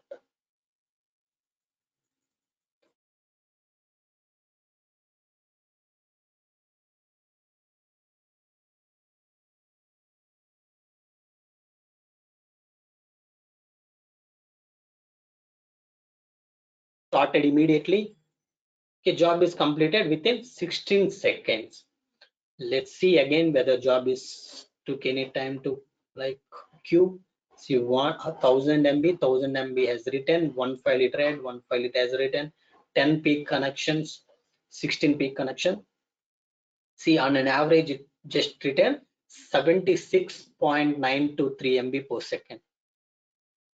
Okay. So here you see 13 seconds is the copy duration, out of which 2 seconds it took for the queuing the job, 11 seconds it took for the copying the data. And how many DIUs we have used? 2 DIUs. Okay. Previously it just took 9 seconds if you remember. Now it took 11 seconds because as we decreased the DIUs. Clear? Malaya, is this fast because you have changed it to the flattened hierarchy, or So behavior doesn't matter. Here only matters DIUs and the parallel copy activities. These units, parallel copy units and DIUs is the important. so How previously it many was parallel copies changed it to you have 2 now, mentioned? right? What? Previously it was 4, I think, DIUs, or by default it was Yes, default. previously it took 9 seconds to complete everything. Okay. This time it took 11 seconds to complete. Okay. Now we'll try to do one thing. What I wanted to do, I will just run with same settings. I will run one more time. Just click debug. What is going to happen now? Can you guess it and tell me how many files will be there in my output container? How many files will be there in my output 1. container? V1, previously one is there. Previously I copied with a flattened hierarchy. This time also I copied with a flattened hierarchy. So this time total I should have 3, because first one is the one file we will have as this, and second file I copied, but file name it will generate automatically. This time also flatten hierarchy, meaning this time also new file will be like same content, but file name will change and it will load. So total you will see 3 files here, you see. So now I have a 3 GB of data in this output container. Remember, I have a 3 GB of data in this output container. Come to cloud here, PDF. Click on this. Let's click on this glass. See here. Now again it took 13 seconds. Okay, come down. So it just took for queuing 1 second, and here you can see for like transferring the data it took some 11 seconds. But so you will not be able to understand if you're trying to copy data something like this. Okay, so that's why, because if you're trying with 1 GB data, it is going to finish it in 10 seconds, 11 seconds. So this is not going to give you any insights. So you just keep on debugging 2 more times, so that I will have a 5 GB of data. This 5 GB of data I will load it into my India data center from East US data center. Now that time you see it will take minimum 5 minutes. Okay, at that time you can able to analyze few things. Okay, this is just 15 seconds. Here 2 seconds, 3 second difference, you cannot differentiate with this. Okay, that's why I'm running once again. So now I will have a total 5 GB of data in my copy in output container. You see One more file came now. Within 2 or 3 seconds, I will see one more file will come now. See, now I have total 5 GB data in my output container. This output container data, I want to load it into my another storage, which is India data. So which I have created in a India data center. Let's go to storage account. Because if you compare with the seconds difference, it will be difficult for you to tune. The performance tuning is difficult within seconds, you cannot say. That's why let's try to copy 5 GB of data, but I have given some statistics by running 16 GB data. Okay, now container, in this container I can say, you just say this is something input, or you can say final data. This is my folder, click create. Okay, this is the India data center. Here I have a East US data center. Sorry, this is a India storage, this is the East US storage. Now come to data factory. Now what I wanted to do here, I want to change my source to sink. What is this sink? The sink refers to output container in East US data center. Okay, now I will come here. I will just click. Oh, I don't want to open this. 1 second. Don't confuse, friends. If you are going to confuse, I will create a new pipeline. Let's create a new pipeline. Otherwise, why you need to confuse here? So drag copy activity. So now I want to move data from output container to the final data container. So let's click new data set, blob storage, continue. So what type of file you have? Binary data. Click continue. So this is, you can say, DS ABS for East. Okay, so this is the source. East is the source. East US is going to be our source data set. Okay, use this linker service, East US linker service, and browse. So where you have 5 GB of data in output container, select output container. That's all. This is going to be our source. Click OK.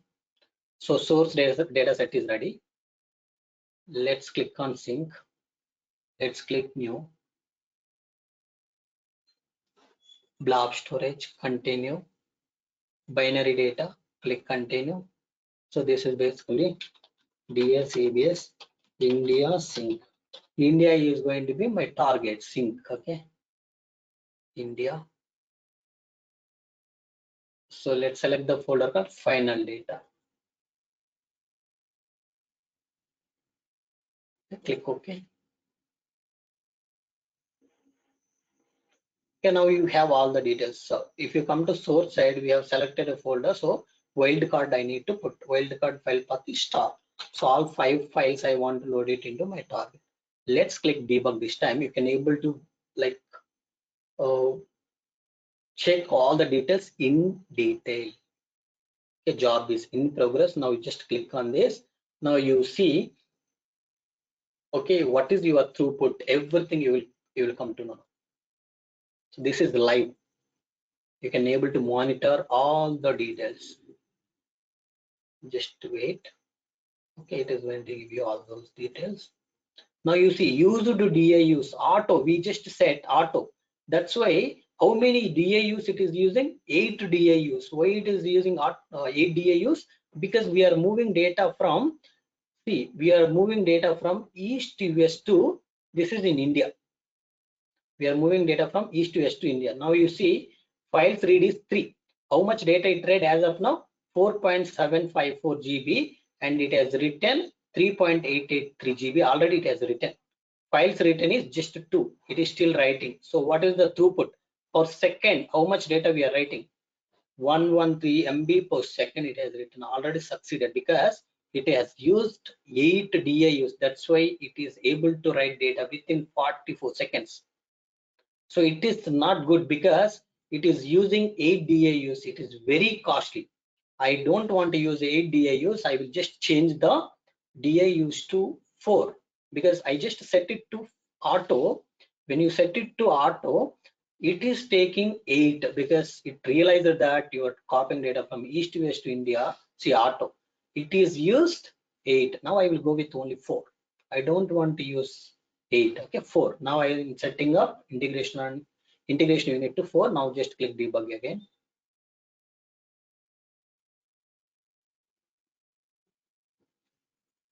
Job in progress. Now just click on this. Now you see in progress.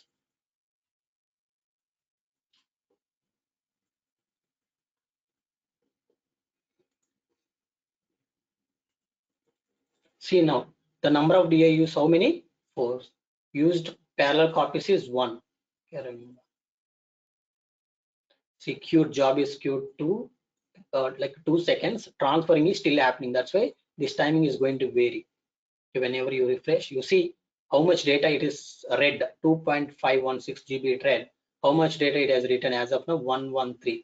So the job in progress. If you see the throughput units, it is going to keep on changing. If you keep refresh here, see 50.51, 49, 47, 46, 46 MB. So 45, 44. It is going to keep on changing. Now you see how much data it read. Like up to 4 GB we have. Total 4 GB data we have. As of now, it read only like 2 point something. Now it read almost all the data.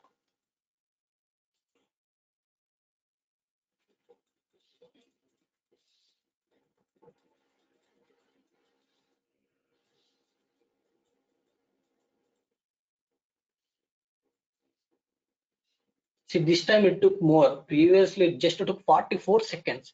But now it is taking more time because I just reduced my DIUs. Clear, succeeded. It took now 1 minute 36 seconds. Okay, this difference everybody observed.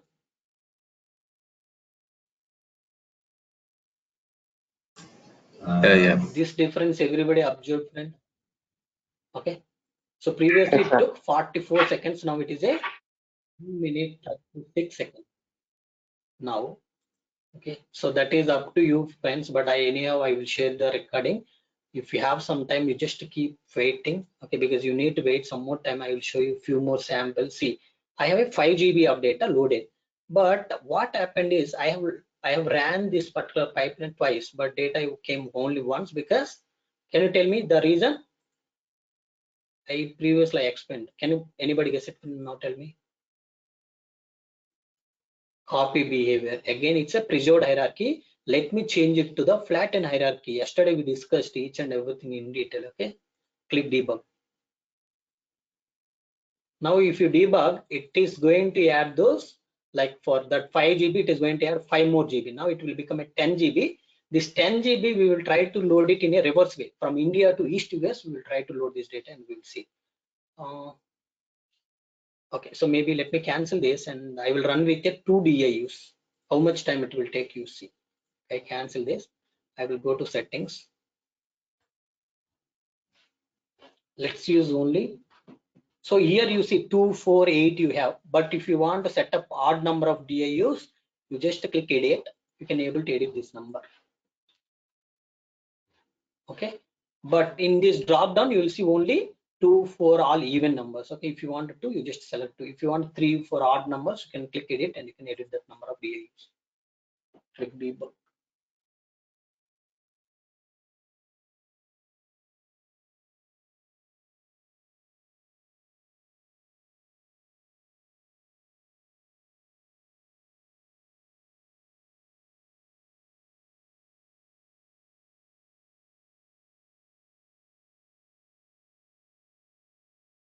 Now what you need to do, just click on this.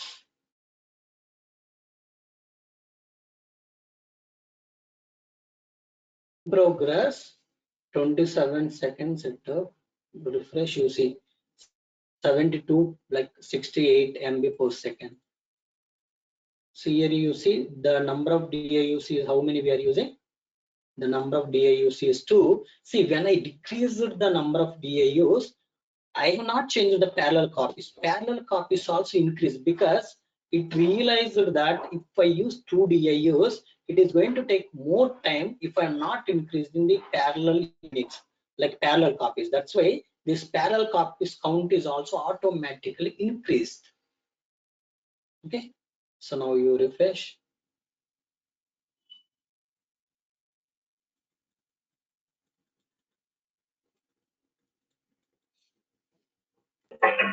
So we can set up parallel copies as we wish. One second, I will take your question. Please be in mode only. Okay, see here, copy duration you can see here 1 minute 27 seconds. So compared to previous one, the time is less. But I reduced the DIUs, but the time it took is approximately same as previous one. Why? The reason is, even though I decreased the DIUs, this time the parallel copies we have increased. Parallel copies is increased automatically. So if you increase the DIUs and parallel copies, performance will increase. This is proved now. Everybody is agree with this? Now you can ask Murli your question. Yeah, as we are wish, we can increase parallel copies by manual. My question. After decreasing Yes, DIUs. manually you can do. I have not parallel copies. Manually Okay. you can able to do those things. I've shown now to change them. Okay. Now be in mute, Murli. Yes. Malaya, so when we are copying this Yes. 5 GB data which we loaded to EastUS output container, and when we are migrating it to the India container, Yes. so we have changed the Hmm. output source of the India container to the output of the US, right? Yes, that's what we have done, because in each US storage output container we have a 5 GB of data. That's why I have created a separate data set which will refer to output container in each US storage. Okay. Okay. Now in my not here, so here you have a 5 GB data, but when you come here final data folder, now you see 10 GB data here. Refresh it, because I have used a flatten hierarchy. Now I have a 10 GB of this data. This 10 GB of data, I want to load it into East US now. In East US, I want to load it into this output same. Okay, for this, let me delete these things, or you can keep these things and you can use a flatten hierarchy so that you will not have any this issue. Okay, come here. Now what we need to do, can anybody tell me? We just have to interchange these data sources, data sets. This data set, I will say India data set here I will put, and my sync is East US, because now I am going to move data from India to East US, and it is in a flatten hierarchy. Yes. Next, India side, pick all the files which we have in a final data container and everything I need to do. That's why star. And how many DIUs we are using now? So I'm going with, let's go with 4. If you go with 2, it will be too late. Okay, let's go with 4. Let's click debug now.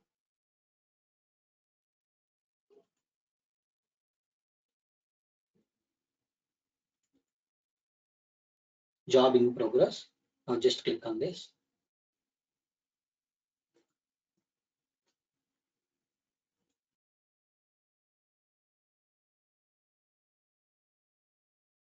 And just click refresh here. So see here, the DIUs, when I increase the DIUs, automatically degree of parallelism copies are decreased. This number is decreased. But you can enable, you can increase this number. You can able to do that. Let me show you that later. Now you see 47 MB per second and 1.7 GB we have read, and it has written 1.75 GB. Now you can keep refreshing to check all these details.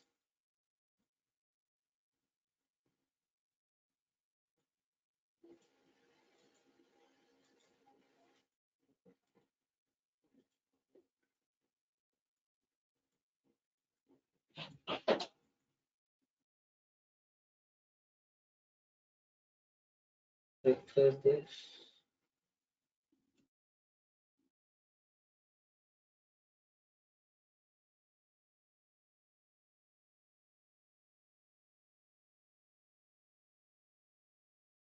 You keep refresh. You can see here the throughput it is going to use. So how much data it read? 3.3 and now it became 4.19 GB. Okay. See, later, see, the used parallel copies is increased because it realized it is taking more time. So automatically your copy activity increased the parallel copies to 2. You remember starting it used 1, but now it is using 2 because it realized as data is moving, so it will experience some kind of a load. Okay, then it will increase the parallel, like it will initiate the more threads. So as of now, it initiated the 2 threads, you can see.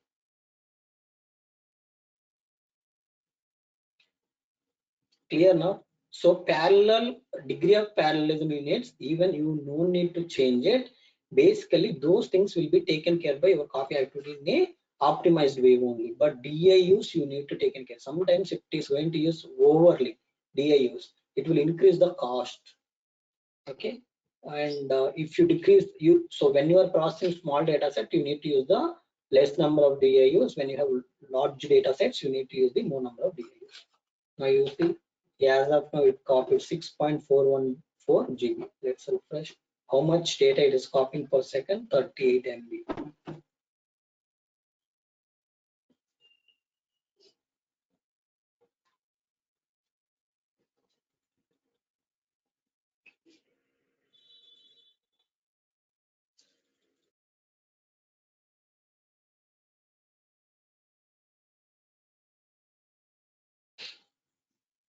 Refresh this.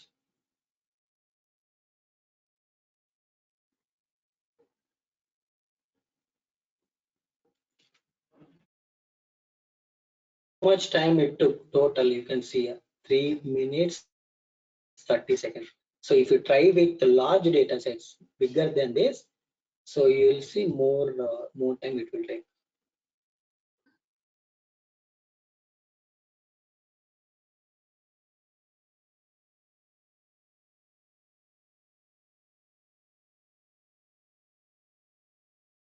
See, now it is 8.074 GB.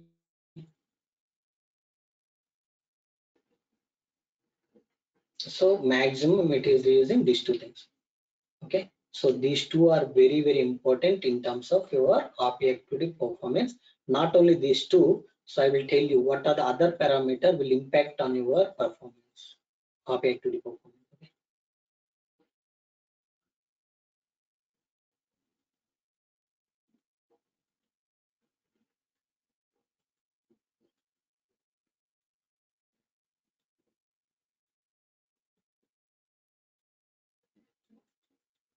It's almost finished now.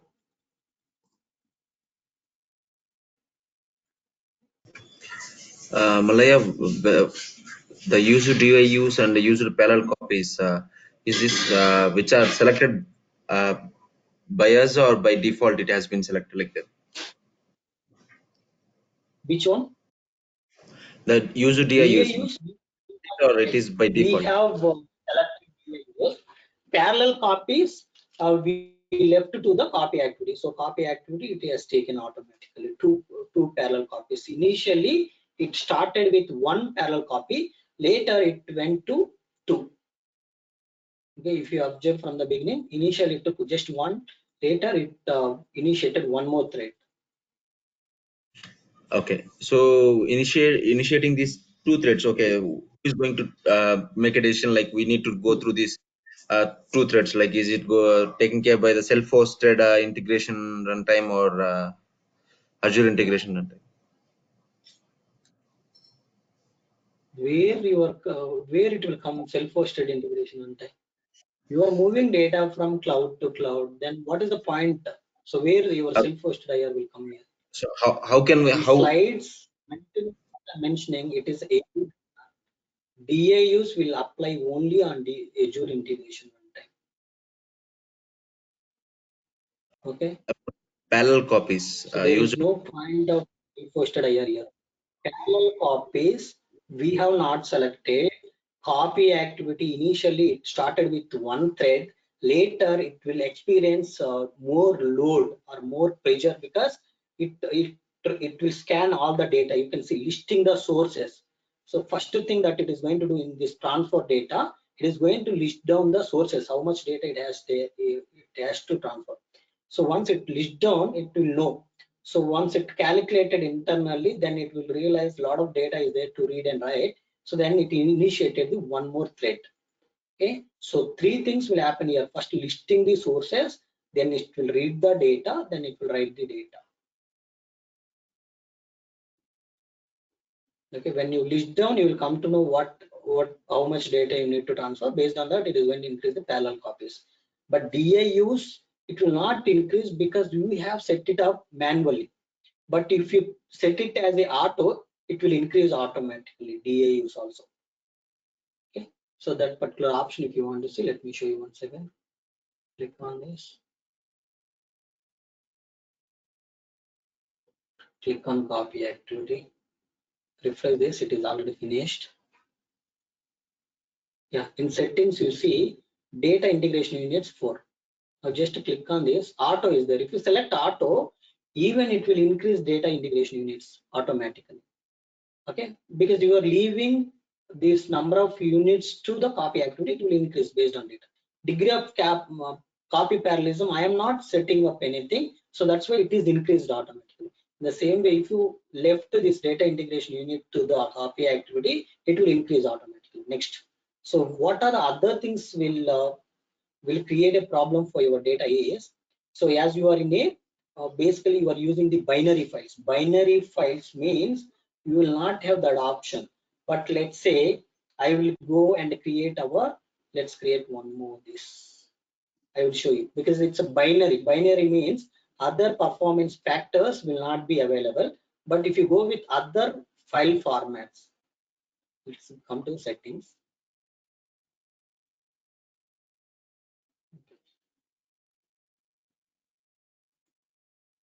We'll do one thing. Let's create a quickly. I will just create two data sets with a CSV data sets, so that those other options it will show. Okay, you just select CSV. Just I'm going with some default values. Okay, don't select any folders, it's not required. Delimited text, I am not changing the name also. Sync side also, I'm not giving the name, proper names and all. Just create a data sets for CSV something.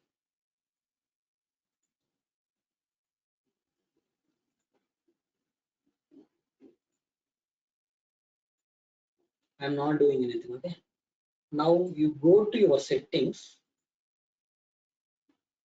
See here something called data consistency verification. This option is not available for your pipeline one because it's a binary file. See, data consistency verification option is not available here.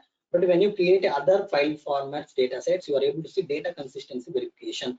What it will do, you just put cursor here, it will tell you when selecting this option, copy activity will do additional data consistency verification between source and destination store after data movement. Once data is copied, it is going to do all the verification. What verification it will do? Verification includes file size check, checksum verification of verification for binary files, and row count verification for tabular data. So if it is a tabular data, it will check the number of records. If it is a files, it will check the number of files, and it will also check the file size. Okay, so if you enable this option, it is going to do extra things. Your copy activity is going to take it one more step extra. Not only copying data, it has to verify the details. That's why this particular option will cause your performance. It will have a performance impact or performance issue. Okay, so if you really required, then only you enable this option. Otherwise, you just disable. If anybody by mistake enable this, you will see some performance issue. Just disable this, then you will have a again performance performance improvement. You can able to see if you disable this option. Okay, if you uncheck this option. Clear? Any questions, friends?